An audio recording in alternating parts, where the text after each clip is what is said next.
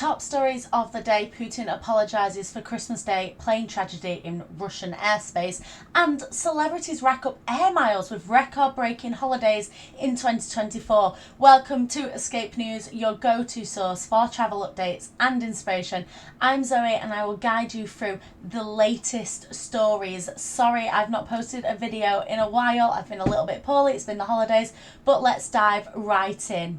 One tragic morning, Jeju Airlines Flight 2216 became the centre of South Korea's worst aviation disaster in decades. The Boeing 737-800, carrying 181 passengers and crew, crash-landed at MUAN International Airport, leaving only 2 survivors. As families mourn and investigators search for the answers, we ask, how could this happen, and could it have been prevented? Just minutes before the crash, the pilot issued a mayday call, reporting a bird strike. Witnesses at the flight scene described the horror as the plane skidded down the runway on its belly and engulfed in flames. Tragically, the landing gear failed to deploy, leaving the aircraft vulnerable. The scene at MUAN Airport is haunting. The tail section of the plane, the only part that retains some shape, was where the 2 survivors, both crew members, were rescued. Emergency workers sifted through the debris,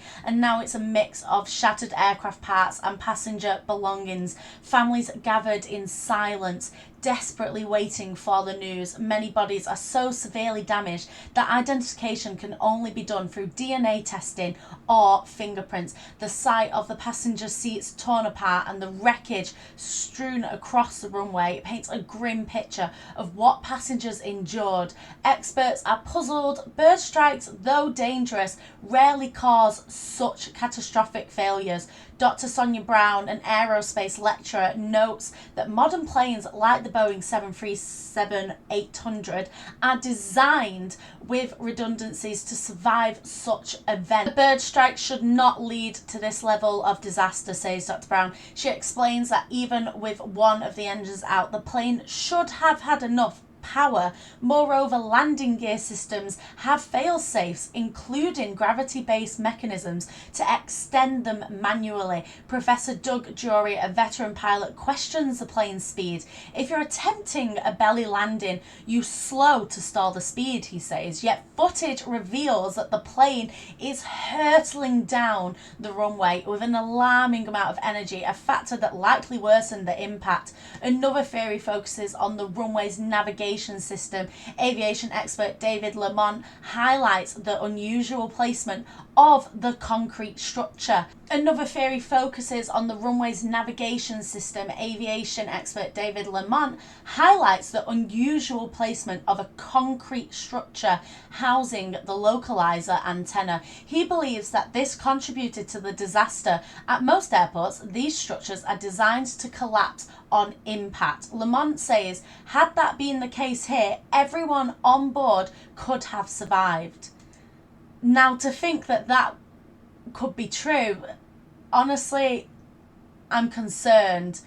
You don't know what an airport is like until you land in there, and I think if I found out that there was a concrete wall at the end of my air runway, I would be a little bit scared as well. The antenna, reportedly installed last year, sits 250 metres beyond the runway, atop to the concrete mound. This design has sparked criticism and could lead to a major overhaul of safety standards. If confirmed, this oversight would underscore the need for stricter airport infrastructure regulations. At MUAN Airport, families of the victims are grappling with unbearable loss. Many have gathered to welcome loved ones returning from the Christmas holidays, only to be faced with devastating news. The Arrivals Board now lists the names of those who have perished in the accident. In the aftermath, tensions are boiling over. Frustrated relatives have confronted officials demanding swifter identification of their loved ones. Officials revealed that they are sorting through over 600 body parts. Now, if that doesn't make your gut drop, I don't know what. But I really feel for them having to go through all this. It's a painstaking process aimed at avoiding any errors, of course. Meanwhile, a 7-day national mourning period has been declared amid the devastation. There are Two extraordinary tales of survival. A 33-year-old male cabin steward and a young stewardess were pulled from the wreckage in the tail section. Their survival is a testament to their position in the aircraft, though their physical and emotional recovery will undoubtedly be a very long time. Both of the black boxes have been recovered, offering a critical insight into the final moments of the Jeju flight 2216. Investigators face a monumental task, piecing together how a bird strike, potentially compounded by other factors, led to such devastating outcome. Jeju Air has issued an apology, with officials vowing to cooperate fully in the investigation. However, the airline's reputation and South Korea's aviation industry face a long road to rebuild this trust. The disaster is more than a technical failure. It is a call to action for aviation safety worldwide, from structural designs to pilot training and airport infrastructure. Every element will come under scrutiny in the weeks and months to come. Now, on Christmas Day, what is supposed to be one of the happiest days of the year, dependent on your religion, etc., a routine flight from Azerbaijan to Russia took a tragic turn, ending in catastrophe near Kazakhstan. With 38 lives lost, the crash has not only devastated families but also sparked international outrage and political ramifications. What caused this disaster, and why has Vladimir Putin issued a rare apology? Flight J2418 departed Baku for Grozny with 67 people on board, but as Ukraine combat drones reportedly targeted nearby cities, the aircraft found itself caught in the chaos of Russia's air defense.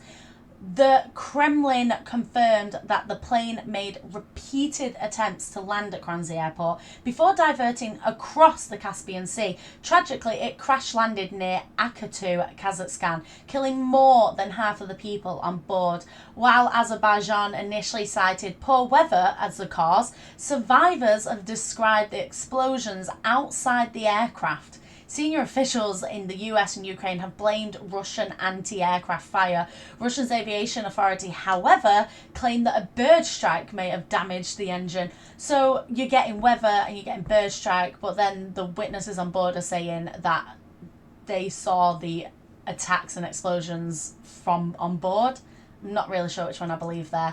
The truth remains unclear. On Saturday, President Vladimir Putin took the unusual step of apologising to Azerbaijan's president. He expressed deep and sincere condolences to the victims' families, calling the crash a tragic incident. While he stopped short of admitting responsibility, the Kremlin's carefully worded statement hinted at Russia's involvement. This contrasts starkly with Moscow's handling of previous aviation disasters. In 2014, Russia repeatedly denied responsibility for the downing of Malaysia Airlines flight MH17, despite the overwhelming evidence and Dutch court finding this linked to Moscow's backed rebels. Putin's apology, while calculated, suggests that Moscow may be prioritising its diplomatic ties with Azerbaijan and its ally Turkey over deflecting blame. The ripple effects of the crash are already being felt. 5 airlines, including Azerbaijan Airlines and Fly Dubai, have suspended routes to southern Russia. Other airlines have also scaled back operations, citing safety concerns in Russian airspace. With the conflict in Ukraine intensifying, air travel in the region is becoming increasingly perilous. Meanwhile, Azerbaijan society is reeling. A political scientist in Moscow noted a sudden shift in the public sentiment. Azerbaijan society has overnight become anti-Russia, he said. This crash may permanently damage relations between the two nations. Survivors of the crash have painted a harrowing picture. Passengers described explosions just outside of the plane as it flew over Grozny. Azerbaijan's transport minister confirmed that weapon impact likely caused the crash. Dmitry Yadrov, head of Russia's aviation authority, admitted that air conditions near Grozny were very difficult due to ongoing drone attacks. This tragedy is not isolated. The 24 MH17 downing of Malaysia Airlines MH17 and the numerous near misses over the conflict zones highlight the dangers civilian flights face in militarized airspace. Richard Girogosian, a think tank director, described the Kremlin's response as unexpected and out of character, reflecting Russia's precarious geopolitical position amid its going on war in Ukraine. Baku's leadership of the investigation underscores Azerbaijan's intent to hold Moscow accountable, marking a rare challenge to Russia authority in the region. The crash of Jeju 4118 has left a trail of heartbreak and unanswered questions as investigations unfold. The incident exposes deeper cracks in the regional security and fragile relationships between them. Azerbaijan and Russia, with lives lost and the international tensions escalating this Christmas Day, tragedy serves as a grim reminder of the human cost of conflict. As investigations unfold, the incident exposes deeper cracks in the regional security and the fragile relationship between Azerbaijan and Russia. With lives lost and international tensions escalating, this Christmas Day tragedy serves as a grim reminder of all of the human cost for the conflict. As holiday planning for 2025 begins, British travellers are being advised to think twice before visiting certain tourist hotspots. Four Doors, the respected travel guide publisher, has released its annual No List, highlighting destinations facing overwhelming tourism pressures. From Bali's beaches to Scotland's Highlands, these locations are struggling with the environmental, cultural and economic impacts of their own popularity. The list isn't a call to boycott these places, but rather a plea for travellers to acknowledge the challenges and consider their role in sustainable tourism. Four Doors explains that these places are popular for good reason. They're beautiful, fascinating and culturally significant, but the weight of the fame is becoming unsustainable. The No List is about drawing attention to these issues so future generations can also enjoy these destinations. 3,300 tonnes of plastic waste, far outpacing the local waste management capabilities. Sustainable travel experts warn that Bali's waste management is barely keeping up. Beyond the environmental impact, over-tourism is eroding cultural practices like the Subak irrigation system that has sustained rice paddies for centuries. In Europe, Barcelona faces mounting resentment from residents. The Spanish city, which saw a 26% increase in tourist spending last year, has been the site of protests against over-tourism. Residents have taken to the streets, some even using water pistols to drive away visitors. Rising rents and the proliferation of short-term rentals on platforms like Airbnb have priced locals out of their own neighbourhoods. By 2028, the city plans to revoke certain short-term rental licenses and crack down on illegal tourist flats. The other Spanish destinations like Mallorca and the Canary Islands are also experiencing the strain. In Mallorca, protests decreeing the influx of luxury tourists with slogans like "Your luxury, our misery." In Palma, homelessness has risen and rent is soaring beyond the reach of local work. Meanwhile, the Canary Islands, which are set to close the year with record-breaking tourist numbers, are pushing for an end to new holiday construction.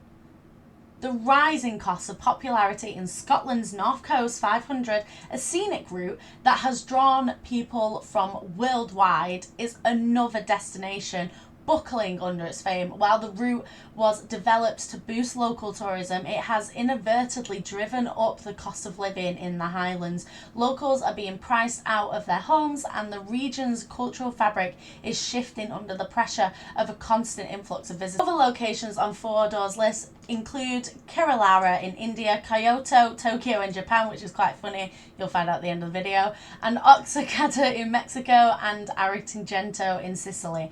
I probably pronounced those all wrong, but I do apologise. But each faces a unique challenge tied to over-tourism, from environmental degradation to cultural disruption. The story is that the same thing with these destinations, they're all struggling to balance their natural and cultural wealth with an unrelenting demand of travellers. From environmental degradation to cultural disruption, the story is the same. These destinations are struggling to balance their natural and cultural wealth with an unrelenting demand from travellers. The call for sustainable tourism, 4Doors No List, isn't about discouraging travel altogether. Rather, it's about urging tourists to think carefully about their impact in destinations like Bali.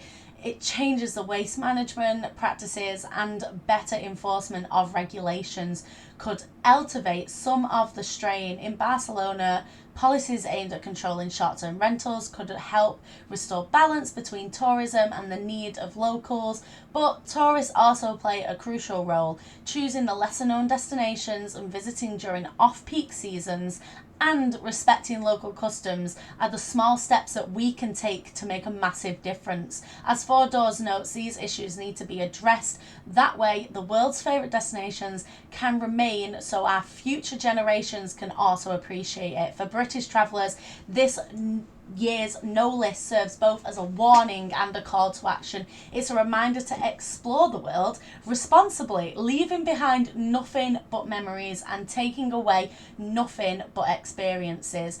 Honestly, you have to look after the world, otherwise it's not going to look after you. Bali is one of the destinations that I would love to go to, but I've been avoiding it because it's so busy at the moment. There's too many tourists there and it's just oversaturated, and I'm going to wait a couple of years before I get my booty there. Destination of the day is Kyoto, Japan. Kyoto, the cultural heart of Japan, is the destination effortlessly that blends ancient tradition with a modern charm. Once the imperial capital, Kyoto boasts an unparalleled array of historical landmarks, scenery gardens, and vibrant festivals, making it a must-visit spot for travellers seeking a truly immersive experience. Now, why Kyoto? Kyoto offers something for every kind of traveller. For history buffs, there are over 1,600 Buddhist temples and there's 400 Shinto shrines. Nature lovers can explore the Arigashama, however that's said, I'm really sorry, bamboo grove, or relax by the picturesque Philosopher's Path during cherry blossom season. Now, cherry blossom season is on my bucket list. It is something I really want to go and see all the cherry blossom trees. It's absolutely stunning, but I think I might blame Animal Crossing on that one. So anyway, foodies will revel in Kyoto's heart with the cuisine of multi-traditional courses, and it highlights the season's freshest ingredients, which is amazing. Imagine going there and like, this is what we grow at this time of year, and try it. Yum. Must-see attractions are also the Golden Pavilion. This is stunning. The golden leaf covered temple reflected in a tranquil pond is one of Kyoto's most famous landmarks. And you've got the Gion district, so you step into a world of traditional tea houses, and this area is perfect for an evening stroll where lantern lit streets will take you back in time. And you've got Nishiki Market, which is known as Kyoto's Kitchen. This is a bustling market that offers a variety of local delicacies from matcha sweets to freshly grilled seafood. I can't say this, but the Monkey Park, climb to the top of this park for panoramic views of Kyoto, all while sharing the space with playful monkeys. Don't take any snacks with you, they will steal them. Best time to visit Kyoto is, well, the whole year to be honest, but spring, March to May, and autumn, October to November, are particularly magical. Spring offers the cherry blossoms, while autumn is a feast for the eyes with vibrant red and orange foliage adorning the city gardens and temples. Make sure you invest in a Kyoto City bus pass for the unlimited travel on the city bus network, which conveniently connects most of the major attractions. Also, consider renting out a kimono for a day to fully embrace Kyoto's traditional ambience. Many shops provide rental services near key landmarks, and you can take some really cute Instagram photos. When planning a trip from the UK to Kyoto, Japan, it's essential to budget for both airfare and accommodation. Flights from the UK to Kyoto typically involve a connection, often through major hubs like Tokyo. As of recent, data returns flights can range from approximately £583 to £660, dependent on the airline, booking time and season. Accommodation prices in Kyoto vary on the type of lodging, location and amenities. On average, budget hotels and hostels prices start from around $20 per night, which is about £16. Mid-range hostels and hotels expect to pay between $80 to $150 per night. And when I say hostels, I mean in regards to private rooms in hostels, not like obviously sharing a bed. Also, the high-end hotels with the luxury accommodation are upwards of £168 per night, which you can expect from a very expensive hotel. But you also need to consider the following: seasons. Both flights and accommodation prices can fluctuate based on the season. Peak tourist seasons such as the cherry blossom season and also autumn, they're going to be more expensive because a lot of people want to go there. Also, don't forget that they have different events on, which will also boost up the price of accommodation. It's definitely worth doing your research before you get there. Make sure you book in advance, securing your flights and accommodation before you arrive. Unfortunately, Kyoto is not one of those places where you can turn up and get cheap accommodation on the night. It's not very backpacker friendly in that aspect, but your planned travel dates can often result in more favourable rates when you do it that way. Keep in mind that exchange rates can affect the overall cost. It's advisable to check the current rates when budgeting for your trip. These can change in an instant, so always keep your eye on them. But by considering these factors, you can estimate the expenses for your journey to Kyoto and plan accordingly. Whether it's walking through the memorizing bamboo forest or tasting the authentic Japanese tea in centuries-old tea houses, or even admiring the centuries-old architecture, Kyoto will promise you a beautiful, beautiful trip with history and serenity around you. Thank you for tuning in to Escape News, where every day is a journey. Don't forget to like and subscribe, hit the notification bell so you never miss a story that inspires your next adventure. And until next time, safe travels and happy exploring.